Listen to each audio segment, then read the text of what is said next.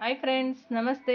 ರಚನಾ ಸವಿರುಚಿಗೆ ಸ್ವಾಗತ. ನಾನು ನಿಮ್ಮ ರಚನಾ ಮಾತಾಡ್ತಾ ಇರೋದು. ಬನ್ನಿ ಇವತ್ತು ಎಗ್ ರೈಸ್ ಹೇಗೆ ಮಾಡೋದು ಅಂತ ಹೇಳಿ ನೋಡ್ಕೊಂಬರೋಣ. ಇದು ತುಂಬ ಚೆನ್ನಾಗಿರುತ್ತೆ, ಸೂಪರ್ಬ್ ಆಗಿರುತ್ತೆ ಟೇಸ್ಟು. ಹಾಗೆ ಕ್ವಿಕ್ಕಾಗೂ ಕೂಡ ಆಗುತ್ತೆ, ಇಮಿಡಿಯೇಟಾಗಿ ಇನ್ಸ್ಟೆಂಟಾಗಿ ಮಾಡ್ಬೋದು.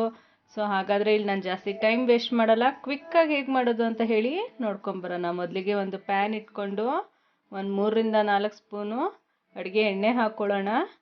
ಅದು ಕಾದ ನಂತರ ಇಲ್ಲಿ ನಾನು 4-5 ಎಸಳು ಬೆಳ್ಳುಳ್ಳಿ ಮತ್ತು ಸ್ವಲ್ಪ ಶುಂಠಿನ ಜಜ್ಜಿಟ್ಕೊಂಡಿದ್ದೀನಿ. ಆ ಶುಂಠಿ ಬೆಳ್ಳುಳ್ಳಿನ ಹಾಕ್ಕೊಳ್ಳೋಣ. ಹಾಗೆ 1 ಕಪ್ ಈರುಳ್ಳಿ ಕೂಡ ನಾನಿಲ್ಲಿ ಸಣ್ಣದಾಗಿ ಹೆಚ್ಚಿಟ್ಕೊಂಡಿದ್ದೀನಿ, ಅದನ್ನು ಕೂಡ ಹಾಕ್ಕೊಂಡು ಚೆನ್ನಾಗಿ ಹಸಿ ವಾಸನೆ ಹೋಗೋವರೆಗೂ ಫ್ರೈ ಮಾಡ್ಕೊಳ್ಳೋಣ. ಅಂತಂದರೆ ತುಂಬ ನೀವು ಇಲ್ಲಿ ಗೋಲ್ಡನಿಶ್ ಕಲರಾಗಿ ಬರೋ ಹಾಗೇನು ಫ್ರೈ ಮಾಡ್ಕೊಳೋದು ಬೇಡ, ಹಾಫ್ ಬಾಯ್ಲ್ ಆದರೆ ಸಾಕಾಗುತ್ತೆ. ಸೊ ಸಿಮ್ಮಲ್ಲೇ ಇಟ್ಕೊಂಡು ನೀವು ಚೆನ್ನಾಗಿ ಫ್ರೈ ಮಾಡ್ಕೊಳ್ಳಿ. ಹಾಗೆ ಇಲ್ಲೊಂದು ಸಣ್ಣದು ಟೊಮೆಟೊ ಕೂಡ ನಾನು ಹೆಚ್ಚಿಟ್ಕೊಂಡಿದ್ದೀನಿ, ಆ ಟೊಮೆಟೊ ಕೂಡ ಹಾಕ್ಕೊಂಡು ಚೆನ್ನಾಗಿ ಫ್ರೈ ಮಾಡ್ಕೊಳ್ಳೋಣ. ಸ್ವಲ್ಪ ಒಂದು 5 ನಿಮಿಷ ಇದೆಲ್ಲ ಚೆನ್ನಾಗಿ ಫ್ರೈ ಮಾಡ್ಕೊಬೇಕಾಗುತ್ತೆ ನೀವು.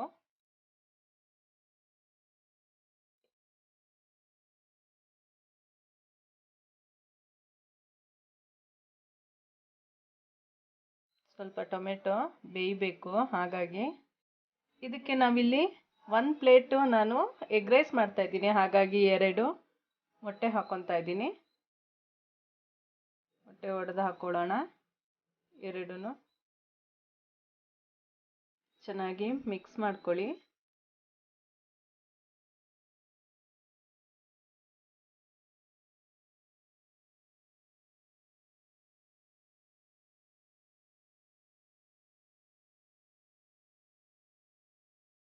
ಇದಕ್ಕೆ ನಾವು ಸ್ವಲ್ಪ ಕರಿಬೇವು ಕೂಡ ಕಟ್ ಮಾಡಿ ಹಾಕ್ಕೊಂಡ್ರೆ ಫ್ಲೇವರು ತುಂಬ ಚೆನ್ನಾಗಿರುತ್ತೆ, ಹಾಗಾಗಿ ಕರಿಬೇವು ಕೂಡ ನೀವು ಕಟ್ ಮಾಡಿ ಹಾಕ್ಕೊಳ್ಳಿ. ಒಂದು ಹಾಫ್ ಬಾಯ್ಲ್ ಆಗಬೇಕು, ಇಲ್ಲಿ ಮೊಟ್ಟೆ ಕೂಡ ಹಾಫ್ ಬಾಯ್ಲ್ ಆಗಬೇಕು, ಫುಲ್ಲು ನೀವು ಫ್ರೈ ಮಾಡಬಾರ್ದು. ಮೊಟ್ಟೆ ಹಾಫ್ ಬಾಯ್ಲ್ ಆದಮೇಲೆ ಇಲ್ಲಿ ನಿಮಗೆ ಬಾಯ್ಲ್ಡ್ ರೈಸು ಎಷ್ಟು ಬೇಕೋ ಅಷ್ಟು ಹಾಕ್ಕೊಬೇಕು. ಅಂತಂದರೆ ನಾನು 2 ಮೊಟ್ಟೆ ಹಾಕ್ಕೊಂಡಿರೋದ್ರಿಂದ 1 ಪ್ಲೇಟ್ಗೆ ಎಷ್ಟು ಬೇಕಾಗುತ್ತೆ ಅಷ್ಟು ರೈಸ್ನ ಕೂಡ ಹಾಕ್ಕೊಂಡಿದ್ದೀನಿ. ಇವಾಗ ಚೆನ್ನಾಗಿ ಮಿಕ್ಸ್ ಮಾಡಿಕೊಂಡ್ರೆ ಅದು ಹಾಫ್ ಬಾಯ್ಲ್ ಆಗಿರುತ್ತಲ್ವ, ಅನ್ನದ ಜೊತೆ ಸೇರಿಕೊಂಡು ಇವಾಗ ಇನ್ನೂ ಚೆನ್ನಾಗಿ ನಿಮಗೆ ಎಗ್ ರೈಸ್ ಆಗುತ್ತೆ. ಫುಲ್ ಬಾಯ್ಲ್ ಆದರೆ ಅನ್ನದ ಜೊತೆಗೆ ಸೇರ್ಕೊಂಡು ಮಿಕ್ಸ್ ಆಗೋದಿಲ್ಲ, ಹಾಗಾಗಿ 1 ಸ್ಪೂನು ಅಚ್ಕಾರದ ಪುಡಿ, ಹಾಗೆ 1 ಸ್ಪೂನು ಗರಂ ಮಸಾಲ ಮತ್ತು ಉಪ್ಪು ನಿಮಗೆ ಎಷ್ಟು ಬೇಕಾಗುತ್ತೆ ಅಷ್ಟು ಉಪ್ಪು ಕೂಡ ಇಲ್ಲಿ ಹಾಕ್ಕೊಳ್ಳಿ. ಅನ್ನಕ್ಕೆ ಹಾಕ್ಕೊಂಡು ಚೆನ್ನಾಗಿ ಮಿಕ್ಸ್ ಮಾಡ್ಕೊಳ್ಳಿ. ನೀವು ಮೊಟ್ಟೆಗೆ ಹಾಕ್ಕೊಂಡ್ರೆ ಅದು ಅನ್ನಕ್ಕೆ ಟೇಸ್ಟ್ ಕೊಡೋದಿಲ್ಲ, ಮಿಕ್ಸ್ ಆಗಲ್ಲ, ಹಾಗಾಗಿ ನಾನಿಲ್ಲಿ ಅನ್ನ ಹಾಕ್ಕೊಂಡ್ಮೇಲೆ ಖಾರದ ಪುಡಿ, ಗರಂ ಮಸಾಲ, ಉಪ್ಪು ಎಲ್ಲ ಹಾಕ್ಕೊತಾ ಇದ್ದೀನಿ. ಇವಾಗ ಇದನ್ನು ಚೆನ್ನಾಗಿ ಫ್ರೈ ಮಾಡ್ಕೊಳ್ಳಿ.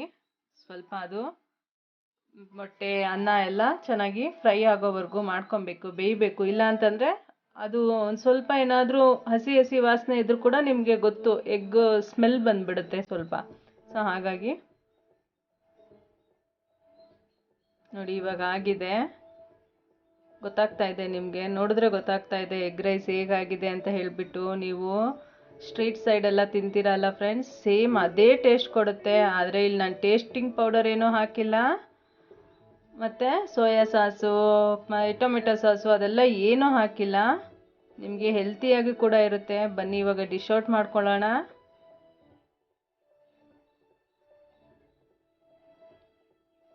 ಇದ್ರ ಜೊತೆಗೆ ಒಂದು ಎಗ್ ಕೂಡ ನೀವು ಆಮ್ಲೆಟ್ ಹಾಕ್ಕೊಬೇಕಾಗುತ್ತೆ. ಆಮ್ಲೆಟ್ ಹಾಕ್ಕೊಂಡ್ರೆ ಹಾಕ್ಕೊಂಡು ತಿಂತಾಯಿದ್ರೆ ಇನ್ನೂ ಟೇಸ್ಟಾಗಿರುತ್ತೆ. ನೋಡಿ ಹೀಗೆ 1 ಇಂಚ್ ಕಾಯಿಸ್ಕೊಂಡು ಅದಕ್ಕೆ ಒಂದು ಮೊಟ್ಟೆ ಕೂಡ ಒಡೆದು ಹಾಕ್ಕೊಳ್ಳಿ. ಇದ್ರ ಮೇಲೆ ಸ್ವಲ್ಪ ಅಚ್ಕಾರದ ಪುಡಿ, ಹಾಗೆ ಸ್ವಲ್ಪ ಪೆಪ್ಪರ್ ಪೌಡರು, ಮೆಣಸಿನ ಪುಡಿ ಮತ್ತು ಸ್ವಲ್ಪ ಉಪ್ಪು, 2 ನೀವು ಇಲ್ಲಿ ಸ್ಪ್ರಿಂಕಲ್ ಮಾಡ್ಕೊಬೇಕಾಗತ್ತೆ.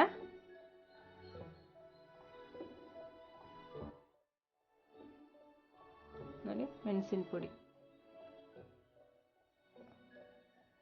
ಇದನ್ನು ನೀವು ಮಡ್ಚಾಕೋದೇನು ಬೇಕಾಗಿಲ್ಲ, ಹಾಗೆ ಸ್ವಲ್ಪ ಬೇಯೋದಕ್ಕೆ ಬಿಟ್ಬಿಟ್ಟು